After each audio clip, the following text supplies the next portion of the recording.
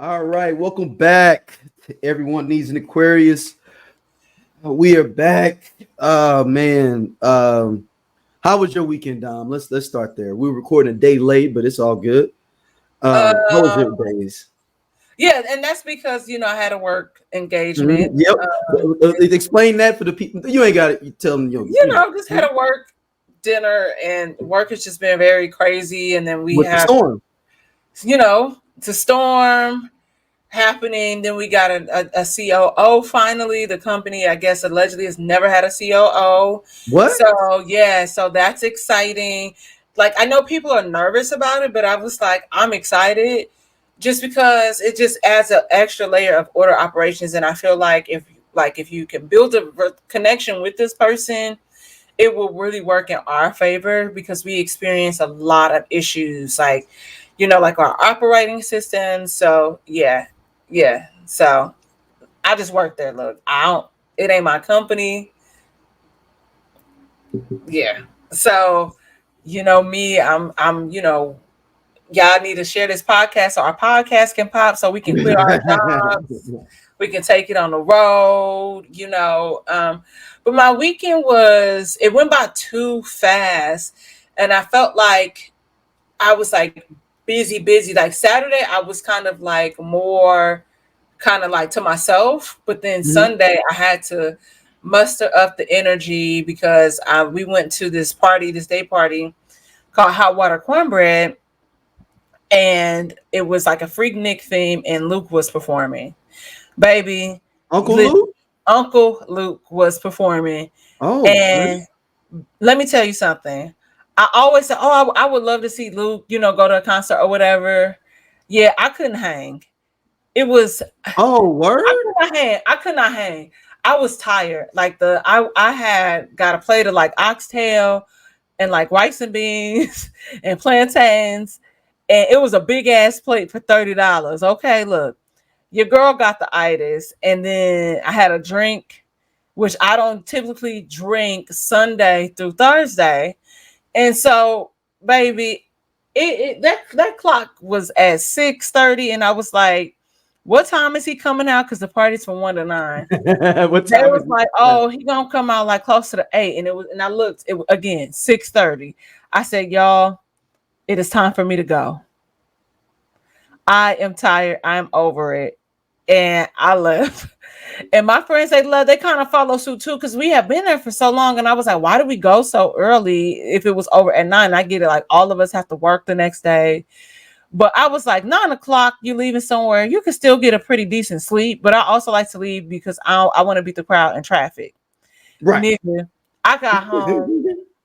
My homeboy Justin, that is like part of one of the people that throw the party, baby. He went live. I watched it on live and then turned it off immediately because I was like, y'all, I was like, have I gotten old in my old age? I was like, how is it that I go up for Meg the Stallion and all the girlies, but a bitch flashing her titties and shaking her ass, taking her drawers down to shake her ass at the function? I'm appalled. So I'm like, what's going on with me? Like, so I'm trying to figure it out. Like titties there, Like ass just normal. there, like back in the day. And so then I thought about, oh, you remember, like watching the Hulu documentary about how Freaknik was, Yep. and then when Luke got involved and how it just went downhill. Mm-hmm. So I was just like, oh my gosh, this is crazy, but it was crazy. And I turned it off. I was like, oh, this some ghetto ass shit. And then I felt judgy. But that was it. How was your weekend? It was good. I mean, got back from Chicago on Friday. Just really chilled all weekend. I didn't do nothing at all. Just relaxed. Um, it was nothing for real, man. Just um, it was crazy because right after the day after we recorded, you know, Stacy's blowing up our group chat for 90s group. And it's like, yo, it's just a lot going on there. And I was doing work stuff, and I was like, what is going on today? And then she said Eric Adams and been indicted. I was like, Eric, the mayor of New York? She was like, yes. So I'm Googling and I'm like, this fool and got jammed up by the feds. And I was like, and he going to jail. That's what I started thinking about when I read on it. I was like, he going to jail. The New Yorkers have been waiting for the fall of Eric Adams. Yeah. They cannot stand him. They wanted that other woman. Not other woman. That woman. Mm-hmm. Not the other one, right? The woman. I can't think of her name to be mayor, but he got it, and it's just been a shit show ever since he been in office. Honestly, like I feel like there was never been like a full week where we didn't see something that like chaotic that he said, something that he implemented, like you know what I mean, like. And the main thing that people have been talking about is how he kind of brought back like the stop and frisk thing, like the whole like with the MTA putting more former cop, man. You know, we know what it is. And so like in place where it has just been uncomfortable, even just trying to take the train. So yeah. I don't know. They say he was at them Diddy parties, but I mean, but you know what's so interesting about Eric Adams is he's very, very affable and very, very like charismatic with people. I can see how people like him when they meet him. Mm-hmm. He's very charismatic. You know, he be at clubs and stuff. Like they said that you didn't see videos like damn the mayor up in the spot. He be outside a little bit, so people's like, oh, he amongst the people a little bit, but he's still a cop. He's still, you know, the dude was taking money from like Turkey. He was going on trips. They went all the way back to 2016 on him before he was a mayor.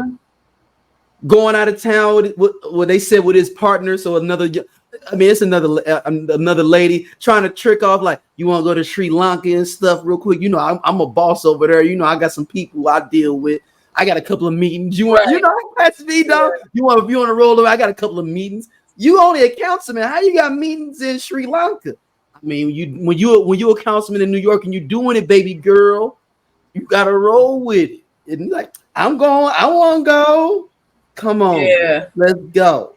And Eric was out there kicking it.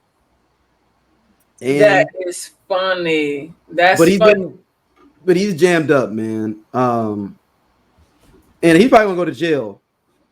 Oh yeah, for sure. Because he won't step down. He was like, "Hey, I'm still doing my job while they investigating me." Yeah. He's like, I'm not going to leave the city of New York hanging. Bro. They found his girlfriend and he went on the trips with. Oh, damn. Damn. The New York Post got her all up in here. Damn. Because he took her to galas and stuff, but then they figured out that they've been dating since 2016 and figured that she was the one that went on these trips. I mean, she can't go to jail because no, she good. If he was smart, he would marry her. Oh shit! You're right. Mm-hmm. You're right. He should marry her. Or what if he did already? Well, I guess that would be public. People would be looking for that, right? They would be looking for like seeing if he had a marriage certificate on the low, right? Yeah, they would. I think they would search for that. I think they probably would search for that. Or somebody would just dime out in the office like, "Hey, man, I got something for you." You'd be like, "What?" Yeah. What?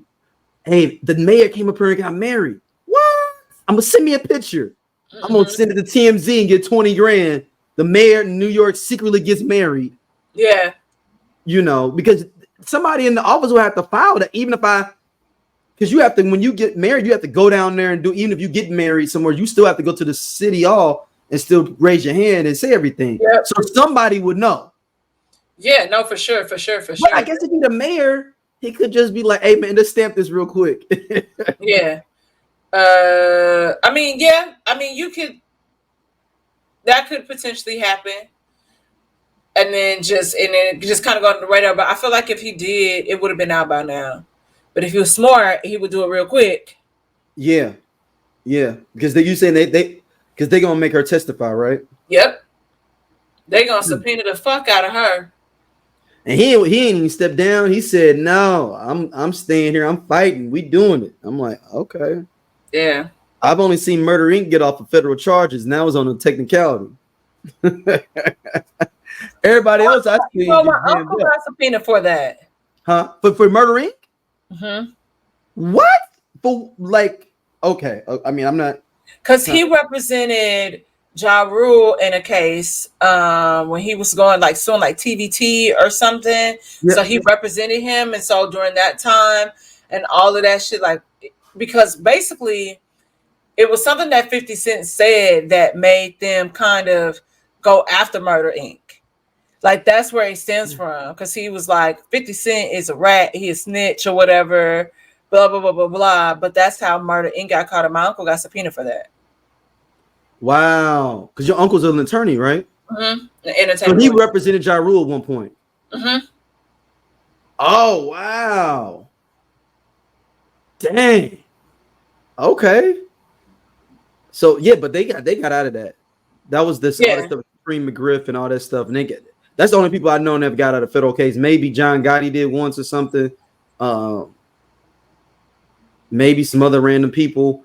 But the feds in 2024, the feds ain't taking no shorts, no losses. They got cameras. They got them on emailing the Turkish people like, hey, let's make sure I handle this for you. So what they were doing is like you wasn't in an encrypted, you wasn't using WhatsApp, which is encrypted, and they can get WhatsApp now too. The feds can. Yeah, but it's a longer process. Yeah, but I'm saying that time you would have been in there and deleted it out, and they probably couldn't get it back just because. My thing is, why I ain't got a second or third intermediary party that's emailing, talking to y'all, and I ain't talking y'all at all. Why? Because that would make too much sense, Daryl. Why am I emailing them personally on my BlackBerry on the train going home? Why am I doing that? Not the BlackBerry. Because they said it started in 2016. Well, no, BlackBerries weren't popping in. Yeah, that was. But you get my point though. Like you sitting there because he even had enough money. But if he used the BlackBerry, it wouldn't be traceable. It would have been smarter. Yeah, you sitting there on the train. Yeah, just make sure. Yeah, I can make that happen for you. You got the money. Like, what are you doing, man? You supposed to have, even if you're a councilman, I got a dude that work under me. Hey, talk to James real quick. James, holler at James. The thing is, the game is just never the same for us.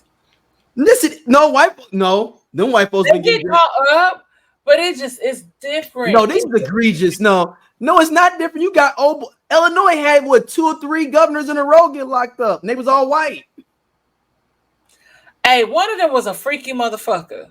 Okay, that shit was so. Was it Blagojevich? You talking about? Whatever the fine that man was. I think that was like the most recent one where he, had the girl tied up in the basement and was taking pictures of her, but his dumb ass was using a flash and then turned the sound off.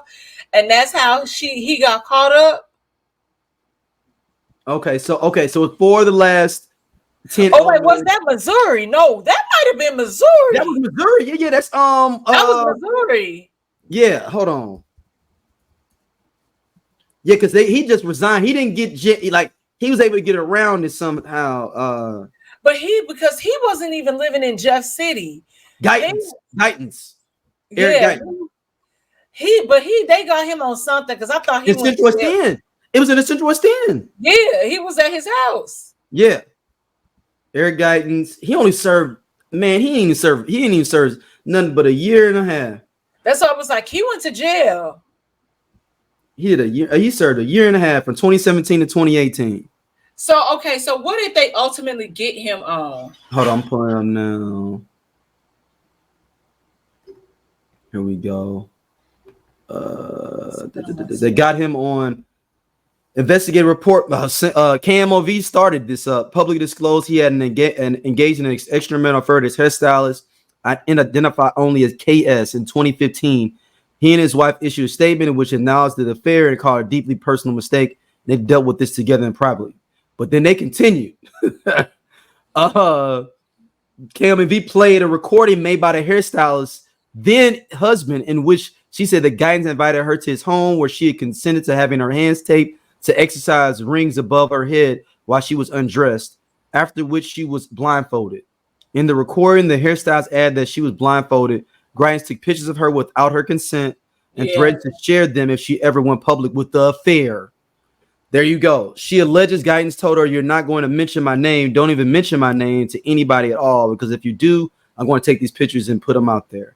She further testified he coerced her into performing oral sex on him after she permitted her to leave. The woman also testified that later accounts Guidance slapped her, and that in the final count he smacked her and grabbed her and threatened her and threw her to the ground. Guidance denied the blackmail accusation, but was indicted by a grand jury in February 2018.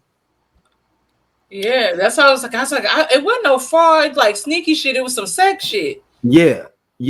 And then they withdrew their criminal charges in May 2018 for they failed to find the alleged photos. That was the main thing that they had, that she claimed that had was the photos. So that's what got him not indicted, but he got impeached right before that though. Okay. And then that's right, all this, because him and Gardner was going back and forth then too. I forgot all about him and Gardner going back and forth, the district attorney for St. Louis area. Yeah, I'm like, I knew about that. Yeah, Greitens. Because that's how she figured out whatever it was. She figured it out because like she also, because I think when she asked him about it, that's what it was, because he had the flash, and so she saw the flash through the blindfold, and that's when they. Right. Yeah. I forgot he tried to run for Senate. He ran against a dude I went to high school with. That the dude is running for senator now. I went to high school with Eric Schmidt. He was a class above me. Okay. Greitens tried to run for senator in 2022. Damn. Mm-hmm. He came in third place in the Republican ticket. Damn. So he ain't been doing nothing since then. It looked like that was the last thing that. I mean, I'm sure he might be doing some other stuff, but yeah, he could be a councilman. Yeah, no, he's not in politics. He got to be. Maybe he's doing. And he's an attorney, so he could be. No, is he an attorney? No, he's not an attorney. It looked like. So I don't know what he could be doing then. I don't know what he could be doing, because he got a master's in philosophy and a doctorate in philosophy. Okay. And he's not a professor nowhere. Wow, he switched. He was a Democrat up till 2015 and switched in 2015 right before he ran. That's what like. Wow, he switched right before he ran. He was playing the game. He was playing the game. Yeah, he switched. He was a Democrat up to 2015. He was playing the game to get in there. Which is what a lot of people need to do out there. And shake some shit up in Missouri. Oh man, okay, all right. This dude is super slimy. But speaking of, do I need to cue it up, or you want to go to something else first? I mean, what you want to do? Hey, I mean, you know, I'm always written down to cue it up. Now, you know, I'm always down now.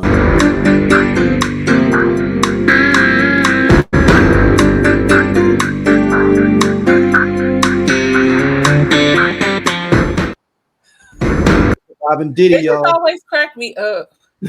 Because his face. Hey, his face on there. Look like he up to some shit. So now there's 125 more lawsuits against one Diddy. There's a high-powered attorney out in Texas that is basically making it feel like a class action suit to come after Diddy. Yeah. Which is wild. That's a whole nother thing. Wild as fuck. Hold on. You can talk some. I'm gonna play it in a second. Hold on. I think so. We talked about this a little bit offline, and we were trying to figure out, would there be a percentage of people where they were just looking to get a cash grab or whatever, because he did say you need to come with tangible evidence that where they would, pursue, like on your behalf and enter in, right? And you was like, oh, I think it'll be like 50% of them be fake. And I was like, nah. I'm Doja. They sleep. Yeah, we part of Just Posted Podcast, man. The best show on this network. Come on, check, girl. Seriously, man. Just Posted. It's just me and Doja sitting back talking about what the fuck going on in the world and the streets. We said labor of love. He said labor of love. I ain't say that shit. Shout out to everybody coming to watch though, man. We really appreciate y'all. Holla at y'all later. Hey man, this nigga just tall for no reason. I'm gone. And he do regular jobs. Don't forget that.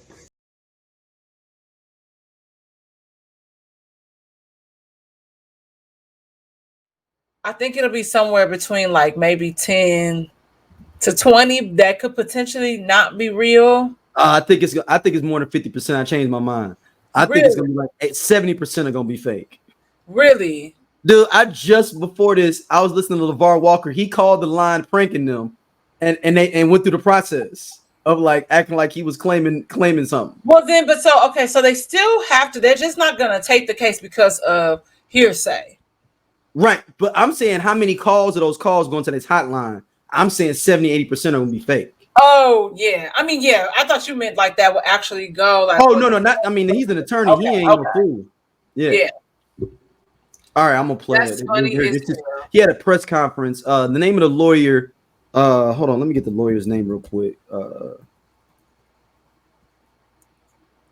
He's a high-powered lawyer out of Texas. Hold on, I'm getting his name. I was like to have his name fully. Name Tony Busby. He's a Houston lawyer. He has 120 people in lawsuits against Diddy, and this is his press conference. I'm going to play here for everybody that he just did. You can file these cases, these individual cases, under Jane Doe or John Doe. Each state is different in that respect. Typically, there is a balancing test, like the public's right to know the name of the victim and plaintiff versus the confidentiality and the safety of the plaintiff. So we'll have to struggle with that with each one of these cases. Our intention, of course, is to, like we always do, file these cases under a pseudonym until the court tells us otherwise. But let me share with you a few, just kind of give you a sense of the kind of cases and the kind of instances that people are calling and reporting that we are trying to corroborate, vet. And these are the ones that we've already corroborated, vetted, and collected evidence on. One individual who was 22 years at the time she was assaulted said that the typical MO at one of these parties that have been widely discussed in the press was that when you were handed a drink, and now we know that the drink is laced with something, if you refused to drink it, you were kicked out of the party. Now, let that sink in for a minute. I mean, the admission to this party was that you had to drink the chosen drink that was handed to you, and now we know that in most cases, I would say 90% of the cases, these individuals were drugged with some sort of drug. That was kind of the MO. Another instance, this individual who was 9 years old at the time was taken to an audition in New York City with Bad Boy Records. Other boys were there to audition as well. All of them were trying to land a record deal. All of them were minors. This individual was sexually abused, allegedly by Sean Combs and several other people at the studio in the promise to both his parents and to him himself of getting a record deal. Another instance, another minor, told allegedly by Sean Combs that he would make him a star, but he needed to visit with him in private about it, away from his parents. Once they were in a private area, allegedly Mr. Combs made the victim perform oral sex upon him. Another incident, an individual 15 years old at the time, flown to New York City to attend a party, was drugged and then taken into a private room, allegedly in the presence of Mr. Combs, where this female individual, minor, was raped, and then other individuals took turns raping her. Another individual, 26 at the time. All right, that's enough. We getting the point. But hey, man, is Diddy a real life supervillain? I think the shocking thing is the people that believe that he's not. Oh, And wow. Okay. you can just be a terrible ass human being. And I was trying to go back and forth with someone regarding this off of line. Mm-hmm. And I just believe that there's this layer of, where it's just the boys club, right? Mm-hmm. And it's like that locker room talk, and then people want to come up these theories. And we said it here first. Hey, we would not be here if he solely would have paid Cassie off. And But that this does the thing, not. though. But if he wouldn't have never, like, if he had the hubris in general, he wouldn't have done nothing to Cassie. It's like a weird thing of like, he wouldn't have been doing that. But that's the thing. It's like in hindsight, if your ego was so inflated and you was so jaded about, regarding everything that was going on and lack thereof going on around you, like you said, this wouldn't have happened at all. And so when you sit on that for a second, like, I know we focus on like the sexual, like, assault aspect of this, right?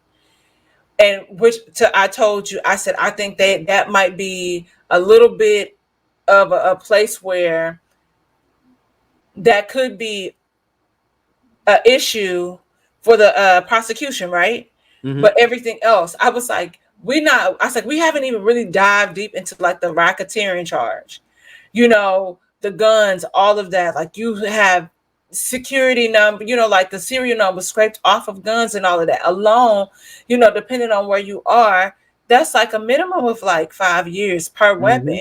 And so I think when we take things like that into consideration, and then talking about like we haven't even gotten into how y'all saying that Bad Boy was a front for all this other shit outside of just the sexual. But it makes sense though. When did Bad Boy come out with a fucking album for real? Like in the last 10 years, besides this new Diddy R&B album, like what does Bad Boy come out with?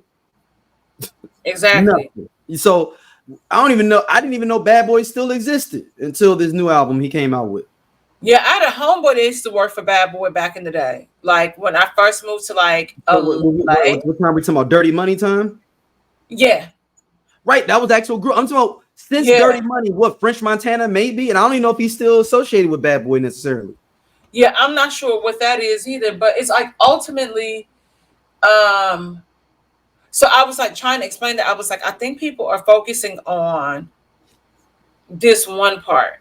I was like, but there's layers to it, and trying to break that down. I was like, again, if you really cared about you still being the king of bullshit and you this boss mafioso, niggas also know you gotta pay to play. Sometimes you gotta take that L. You a billionaire, my nigga. But he don't like taking no L's. So that's the thing. He don't. But this L has. I will not lose. But that's I get that. But everybody, like, he could re-up on that by the end of this year. Yep. Along like with he didn't want Cassie to have that 30 mil too, though. He didn't want her to have that. And he might have took an L for somebody else. He didn't want her to have it. Yeah, and I think that ultimately, because I think that it goes back to just like the history of that as a whole. And so I think that because he probably think you was, when I was bullshitting and doing that shit to Kim, you was down with it. You was there with me humiliating her. And then when it turned on you, now it's a problem. Which does happen, but it's still a problem. Either way you look at it, it's a problem. Cassie was 19, like, and this nigga 55 years old. Yeah, you young, dumb, and impressionable. And like I always say, the fault, women we will always be at fault when we always say it can never be me. And I'm like, and men be on that shit too. Men be on that shit too. Niggas do too, but it's like when them tables turn, because they gon' turn. Yeah. And so she ain't never gonna do it to me. It's me, baby. It ain't never gonna be me. Yeah. No, I'm a better nigga than the mother nigga she mess with, or I'm just a better bitch than all the other women he done mess with. Like, you know, I'm that bitch. Like, he ain't gonna do it to me. Not me. It's me, baby. It's me. That's how people be thinking it inside their head. Yes, that's absolutely correct. And so ultimately, I think that people always want to bring like the money aspect. So yes, there were trips and all these things into it, but it's just like ultimately, I think that people are not looking at the bigger picture. Like the burden of proof, like I told you last week, will be even in the sex cases. Like if all of that can't go through outside of that with the sex trafficking, because people did consent to certain things. But they could probably get on that blackmail stuff, because you have. Do you have anything written down with these people consented? Well, it would where the prosecution would like really live is in the space of what was surveillance that people didn't know. Right, so that's what I'm saying. And did they not know? Yeah, and did they not know? But as far as everything else, I was like, you kind of looking at a bigger case surrounding the RICO charges. And I'm not saying, and I know that is a lot to process for people. And this is, again, me not giving him any sort of, you're in the clear for this. But that it goes back to being able to prove that those victims did not consent. They were not aware, but there's a big portion of them that did. Like I said, it would just solely be the video aspect of it, because this is going to be an unprecedented case for sure. I mean, that's why this lawyer here, this high powered lawyer, it does rub me a little bit the wrong way. Like, I ain't trying to get Diddy no burn and no bump now at all, but it does feel like a cash grab a little bit. It feels like it, but then the other part of me being like, fuck them. Like, if it is a cash grab, niggas, everybody get their money. As much money he done got off and robbed motherfuckers for, and you had people killed and all kind of shit like that. Fuck them. So, but I don't give a fuck. If it is a cash grab, whatever, go get your money. I wish I'd bumped into Diddy at some point. I'd be on that hotline too. Everybody get their money from this nigga. Fuck him. So, he ain't did shit for nobody. Like, what is he done? Exactly correct. So ultimately, you have that aspect of like where it goes back to like before somebody get in the comments or anyone saying, I'm not saying Diddy didn't contribute to the hip hop culture. He did, but I'm talking about for your day-to-day life, how has he improved it? None at all is my point. And I just want people. He took Tupac from us. I'm starting to say it now. Look. I will start speaking it out. I will start speaking my truth, Dom. I'm not about to play with you right now.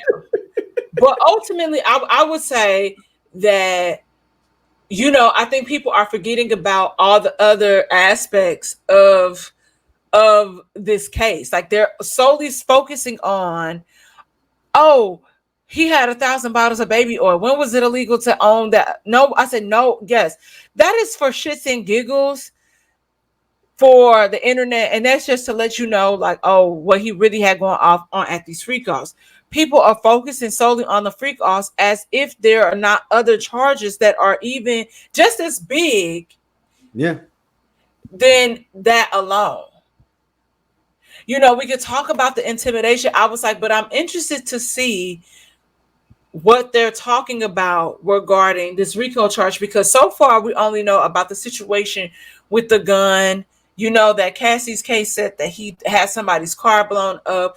So they're going to be tight-lipped about that, because if they're not, that could pretty much jeopardize the prosecution's case. You see, they still really haven't spoken so much, like too much about that part. They keep saying something about these freak-offs.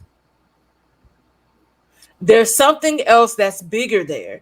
And I think that's what people are missing. Yeah. So It's I something, think man. And I know, like I said, fuck, it might be a casual. People like, man, I feel like it's a lot. Like everybody was like, fuck it. That nigga owe a lot of motherfuckers money. He done got over on a lot of artists. Fuck for a him. long time. Fuck him.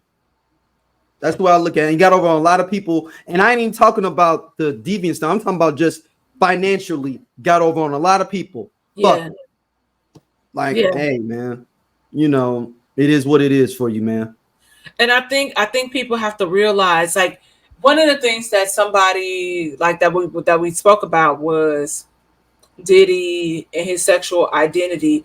I was like, That's the least of our worries. I said, do you really think that people really care about, or did he really care that motherfuckers was questioning if he was gay, straight, bi, whatever?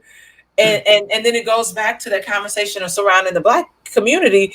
I was like, at that point, I was like, everybody has had that conversation. I've heard that back living in St. Louis. I was like, so that's been a known thing for a long time, and this nigga was still able to operate and flourish and thrive in this space that is notoriously homophobic, transphobic, and all these things. I said, so it's not that. I was like, so y'all gotta stop resting on that. That's fucking weird, bro. And so hearing the attorney talk about, like, oh, the 9-year-old being sexually assaulted, this 15-year-old being sexually assaulted, I mean, it makes sense, because I think about the situation, like they've been recently saying things about certain artists. Mm-hmm. I don't want to. Yeah. But it makes sense, because for this one person in particular, he was with L.A. Reid and then ended up there because of L.A. Reid. It wasn't like his mama dropped him off. The mama came and got him. Mm-hmm. And then even you have Corinne Steffen saying something like, you know, she's spoken about, like, a lot of these people.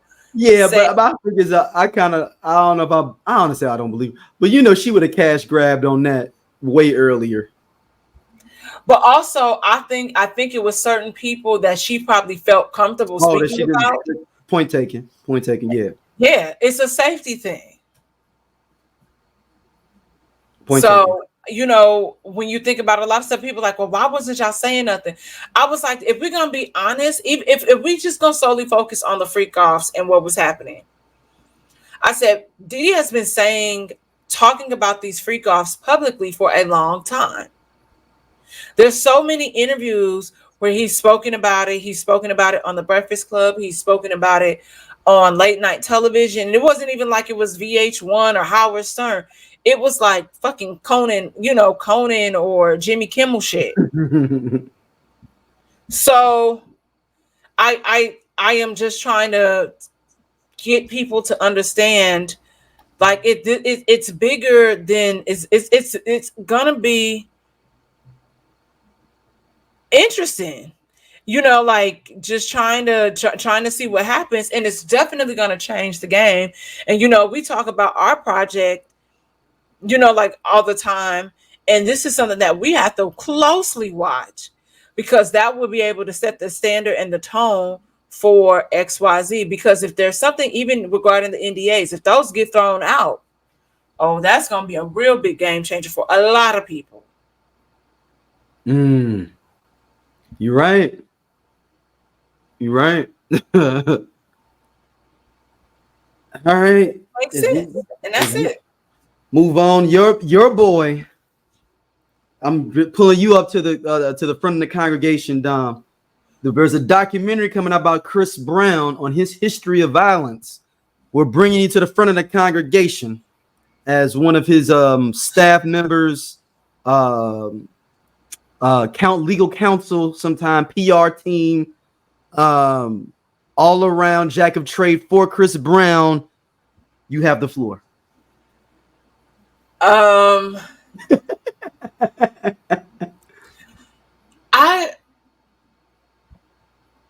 I don't want to negate what has happened in the past and what we can, you know, for sure confirm happened. But I think people forget that the police exist. Okay. Because especially in something where you can easily kind of historically track different incidents that have occurred with him, from even just levels of rage at one point, like especially after the incident, like now we're removed from it like several years. Fame is dropping. Deuces is number one on the charts. And you remember when Robin like asked him on Good Morning America something regarding the incident, which, his team had requested them not to do that. And they did it anyway. And he got angry and threw the chair at the window. And it broke the window. And so you see somebody that is, I'm not going to say,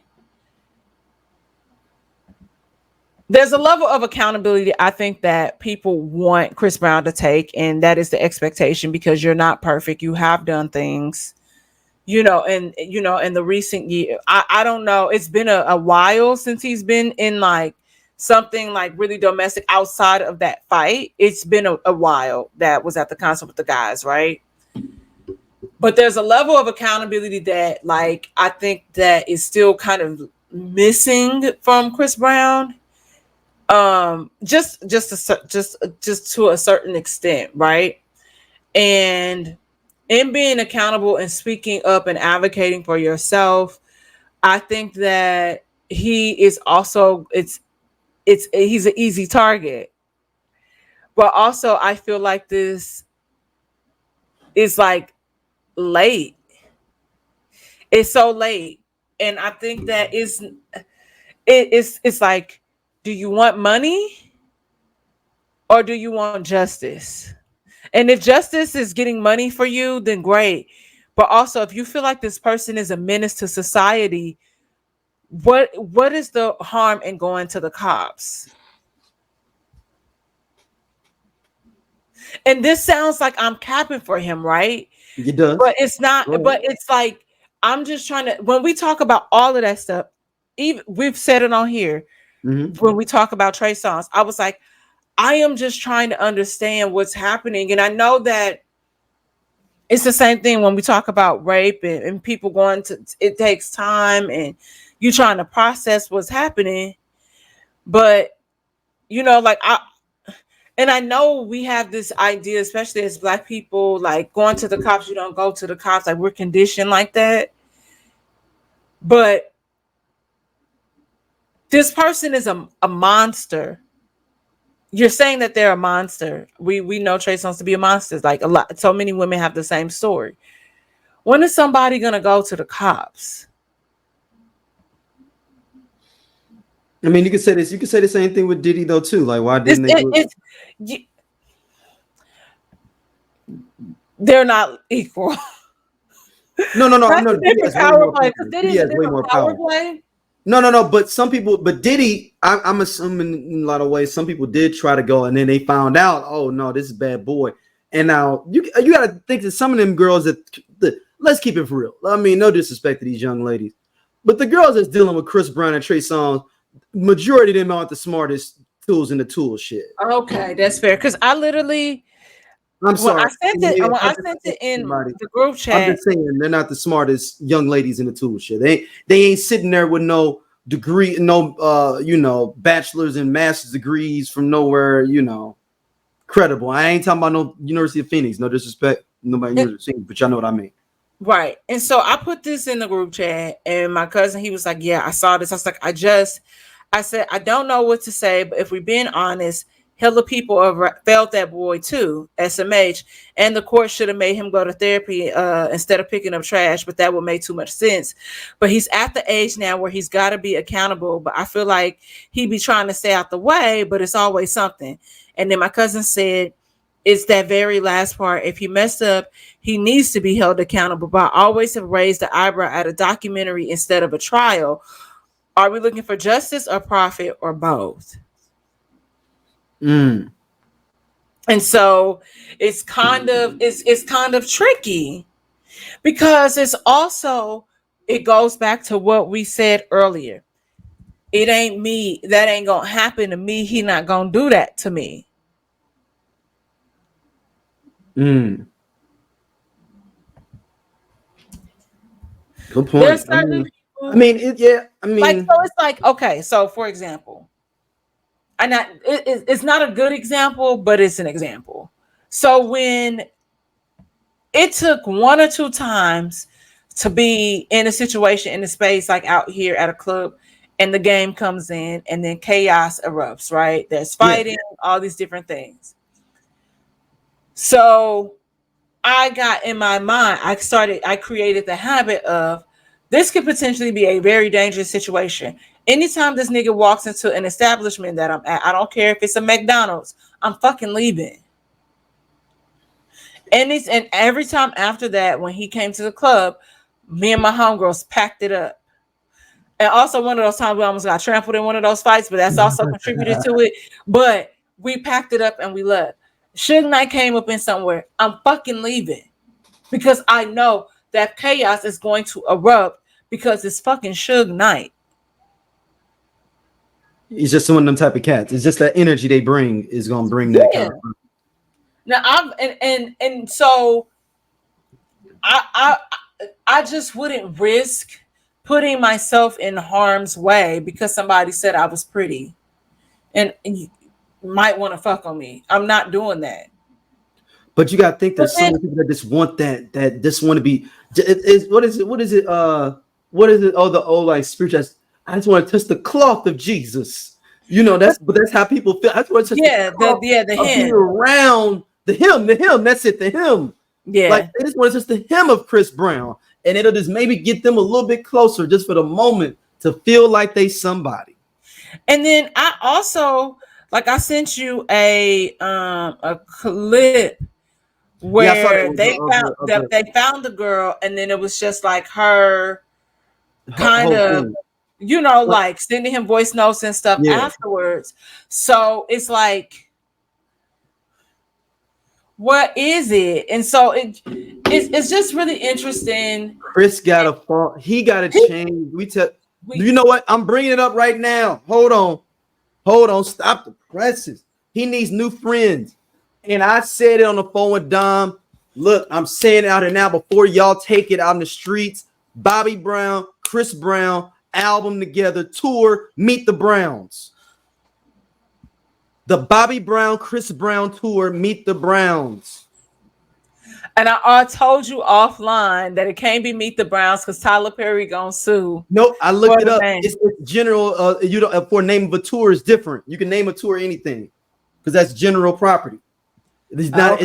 It's not infringing on his copyright with the movie. So we're not doing a movie, TV show, or anything like that. All right. Meet the Browns, Chris Brown. Do we got some other Browns? We can put them on tour. What's the? Is there some more Browns out here? Singers. I just don't. I don't care for Coffee the name. Brown. What Coffee Brown? Throw them on there as opening acts. No. After the party, look. After the party, get the party jumping. I know. I just don't care for the name. And maybe the idea, but I think that. But like I told you, I said what would happen is they will be able to kind of lean on each other. Chris Brown will get Bobby Brown in shape. Jocelyn Brown, we put Jocelyn Brown there too. She come.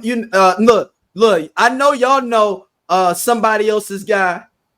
Oh, I can't get out of my head and not. Woo! We have a whole Brown tour. I'm done with you. Then Coffee Brown, then Bobby Brown, then Chris Brown. Meet the Browns. See, somebody gonna take this in here, and then I don't even need the money. I just want to be able to have it and laugh at you. Because I'm like, I told you. The I Only Listen to 90s Music podcast is a show for 80s babies who were 90s kids. If you were a No Limit soldier, then this is your show. If you believe that Cash Money is not an army, but was a Navy, this is the show for you. If you and your friends ever tried to sing a song written by Escape In Vogue, Shy, or voiced men at a talent show during middle school, this is your show. The I Only Listen to 90s Music podcast is a bunch of 80s babies talking about all the songs and things that we loved when we were kids and teenagers. So if you went to the skating rink and you were at a lock-in, this is the show for you. If you think that Tevin Campbell was the original Prince of R&B, this is the show for you. If you don't understand the conflict between Monica and Brandy, but you're kind of on Monica's side and understand why Brandy got punched, this is the show for you. Make sure that you tune in, subscribe, click the little subscribe link. We're here. We're going to talk about all things 90s music. This is the show for you. It was going to happen. Meet the Browns. Oh, I don't think it's like a super terrible idea. I just don't really care for the name. You don't like the name. Look, let me go through some of these Browns. There's a lot of Browns too. Oh, I forgot the producer Kev Brown. Oh, we can really do this. Boy, moving on. But really it is. It's not. But I'm saying, but I say Chris Brown needs new friends. He needs to hang out with new sets of people and get around new people if he wants to keep any, because some people are never gonna fuck with him, and he's got to accept that. Number one, yeah, I'm sure he has accepted that, but he also needs to look at his legacy as a whole and how it's going to look on the back end for the future, and the people that he can not necessarily win over, but just be a better person. Because some of this stuff may be real with him, some of it maybe not. He just got to get around from not being around these cats that ain't, Yeah. He maybe hang with some cats that He need friends like us. You're just regular folks. They ain't worried about your money. Just like, just come and hang out. It ain't nobody cares about your money. Everybody's straight. Ain't you Chris Brown? So what? I'm John Brown. Whatever. But I would want to go on that tour though. That Meet the Browns tour. Holla at your boy.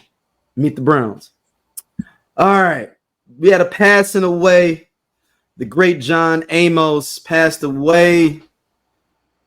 Oh man. Actually, a month ago. Right. That's the thing. So he passed away a month ago, but they released it yesterday. His daughter didn't find out till yesterday, till when we found out. Yes. John Amos, for y'all that may not know, he played the father on Good Times, James on Good Times. He's been in a whole bunch of roles. He played Cleo McDowell in Coming to America. He played one of the villains in Die Hard 2, if you were an action movie person. What other movies? There's something else I'm missing, like that he was prominently in. He was the first one of the first American black dads on TV dads. Mm-hmm. Like he may be the first black American TV dad between him and George Jefferson, but George Jefferson's son was older by the time we meet George. His son already in college, so he wasn't really fathering like children as much per se. Yeah. Let me see some other. He was a Die Hard 2 Players Club. He played one of the cops at Players Club. Let me see what else was he in. I think this whole it's been interesting for a while because I do remember a headline a while ago, like maybe like last Kente and Roots. I forgot. God damn. He played Kunta Kinte. Keep going. Yeah. Well, as he aged up, yes. Mm-hmm. But I remember like maybe a year or so ago that it came out that John Amos had like maybe like Alzheimer's, or we knew that he was sick or whatever, but the son was holding him hostage, right? Pretty much, and not giving the other siblings like access to him, or the daughter, and they just didn't know where he was. It was in Tennessee, I believe, right? I'm sorry. I think he had him in Tennessee, I believe. Yeah, so out the way, wouldn't let people like have access to him, and then this child is a child that has like a history of like drug abuse and all of those things. I'm reading it here to clarify for everybody. The 84-year-old became embroiled in a legal situation with his daughter, Shannon Amos. I'm assuming that's the one. Filed a complaint claiming that her father was the victim of elderly abuse and financial exploitation. Shannon accused her brother, Kelly Christopher Casey Amos, of neglecting John, but the father-son son denied that there was anything wrong. John shared his two children with his ex-wife, Nicole McKissel. So he has those his two kids, is those two. Yeah. And so ultimately, she stood by what she said, and fucked up that she found out just like with everybody else. And it's like, what was the big secret? Why did you wear the body? Did you like, what's going on? Like, this is just really weird that and I get it. People grieve and have, and maybe that was an agreement that he and his son had. But also, like, she was reporting that, again, mental state not well. So how is he able to say that, oh, I'm okay, but he might not be well? So it was like all this back and forth, and then this happened. And then you don't even tell your sibling, like, okay, I know you ain't fucking with me, but dad died. Like, and you find like a month and a half later? Yeah. Like, that is, to me, that's so sick and disgusting. I agree. Like, this don't even make sense that you would even do your sister like that. Right. Regardless, like, even if we beefing, whatever, we've been beefing, but I'm going to let you know that our dad died and you're not find out in the news, in the press. Yeah. And then I was trying to see her statement regarding that, because that's just really, really weird that happened. Like, it doesn't, like, how do you just sit up here and do that? Oh, okay, here it is. Please note that this statement is being released by the collective family and close friend of John Amos. It is with profound sadness and distress that we must share the circumstances surrounding our father's passing. He was a loving man who brought light into the lives of many. However, our family only learned of his death today through media reports, only to discover he passed away 45 days ago. Shockingly, we were not notified, nor were any family members informed. This tragic news has left us in shock and heartache. We do not have a death certificate, nor do we know where or why he died. But we do know he was suffering from congestive heart failure and dementia. We fear he was likely cremated to avoid any potential investigation into the conditions surrounding his final days. Over the past year, John Amos was isolated from his family and close friends by Kelly Casey Amos, Eugene Brummer, and Belinda Foster. Despite our repeated attempts to maintain contact, Casey prevented access to him, controlled and monitored his calls, and severed ties with John's daughter, Shannon, his brother, Leslie Franklin, and his grandchildren, his business manager, his goddaughter, his niece, his former accountant, other close family members, friends, and loved ones. Casey portrayed an image of a close father-son relationship on social media, but the reality was far more complex. Our father suffered from dementia, and Casey often gave John verbal prompts to create a narrative on social media that was not reflective of the truth. We're deeply concerned that our father may have been neglected and isolated during his final days, as we received photos from concerned neighbors and a medical professional. One photo even prompted an elder abuse investigation to no avail. The situation mirrors Shannon's and Casey's mother's passing, and also prevented family members from being present and making final decisions. Hold on, stop it. So their mom passed, and he did something similar? Mm-hmm. Oh. The family questions Shannon's fought to be by her mother's side and ensure she had agency over her final days. The The family also questions why no medical professionals, coroner, or authorities informed us of his passing and why KC did not notify any family members directly. We believe that there are critical questions that need answers, especially since we believe KC likely made the decision to have John cremated without the family's knowledge. We suspect these actions have been taken to alter the potential wills and collect life insurance and other benefits. This has made it even more concerning by KC's struggles with addiction and mental health issues, as well as previous arrests. That's what I said when I didn't even think about the aspect of what you just said, where him like having it so nobody knowing, and then he had it cremated, and then you can't do no autopsy or nothing to find out what's really happened or any discussion around even the oh no, this can go into probate and all kind of stuff, man, because it can get real messy with this, especially if it was known he had dementia. It's gonna be hard you to claim that, oh yeah, he signed over everything to me. That's not gonna be the fly. Yeah, the only way that so if it would have to be if documents is forged, then they would have to get a manuscript to come in and check that. If the doctor did provide power of attorney to the son, like did he go through all of those legally to get that? Did he have an attorney involved if he did alter the will? If he's touched money, he would have to at some point, like you said, should it go into probate? Because like if it's not a living will and trust and things like that, it will go into probate. A trust doesn't necessarily mean that it would, but they can contest it. But if he touched any money, he has to put it back. I do know that legally until they get this resolved. Yeah. Especially, and it's gonna be. I mean, I'm assuming the judge is gonna be like, "How didn't the family, nobody know that he passed away? What's the deal with that?"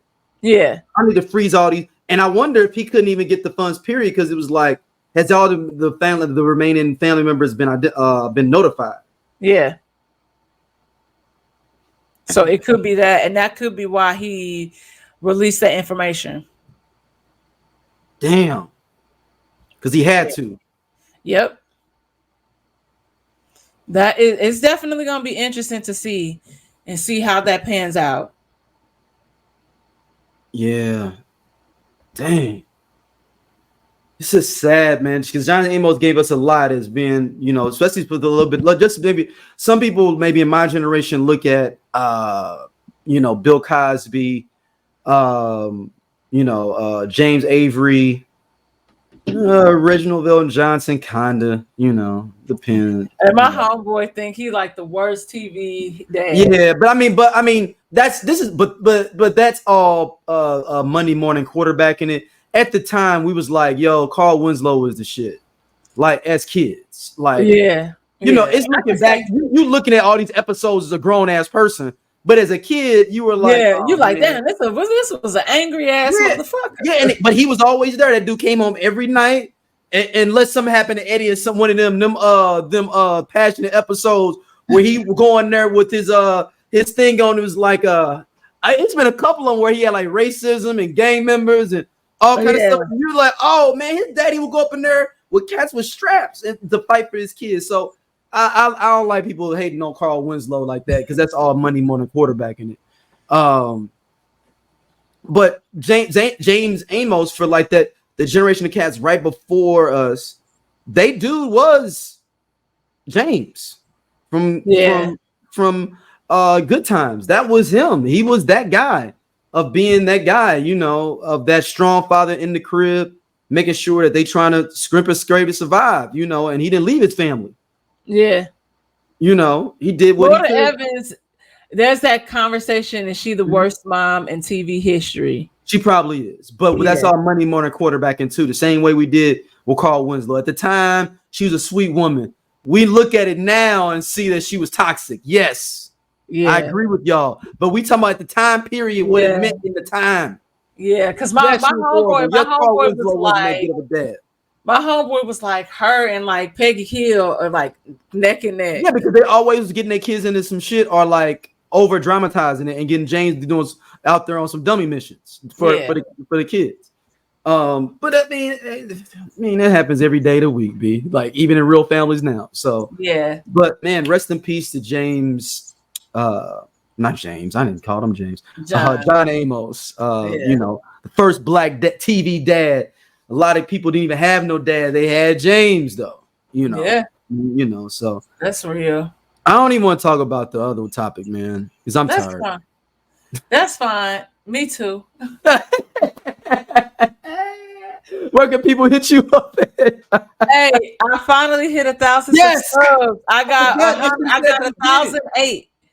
So I'm excited. I told you when you hit that 1,000, it'll start running. Yeah, so you know, y'all keep sending it, sharing it with your friends. I've been putting up more shorts and different stories. I've been having story time. Go watch some videos. Yeah, I put a story time up about, you know, like my life, and been putting up random, you know, reels and all of that stuff.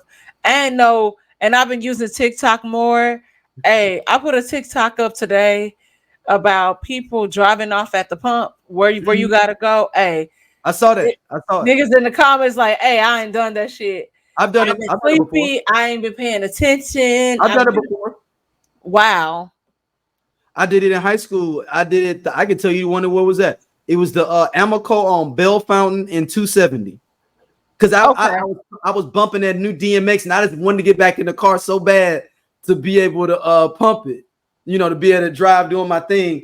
And I was trying to get somewhere too, just fast. You know, I had no cell phone nothing back then. I was just trying to get somewhere and left in the pump. And that was the old pumps. If people remember that, the old pumps where you had to push it all the way down and then you know, start pumping. So I was really wild. Yeah, I just was wondering. Yeah, I've done it. But where can people check out St. Angelus on YouTube? Yep, y'all go over and run it up everywhere. Y'all know where to find me. If you're not following my IG or the Whiskey Sour podcast page, we got a new episode out. A new episode we be dropping with you and Curtis. Yeah, that was a good one too. That's a good one. So I'm looking forward to that. And yeah, that's it. That's all I got. All right. We will see y'all next week as always. Peace.